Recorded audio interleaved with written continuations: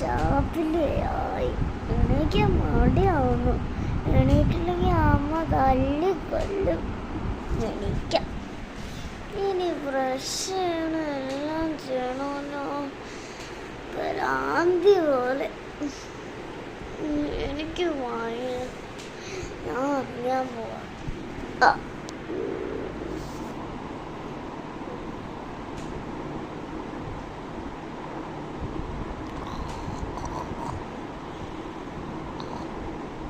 ഉണക്കം വന്നല്ല, കൂർക്കമൊക്കെ വലിക്കുന്നുണ്ട്.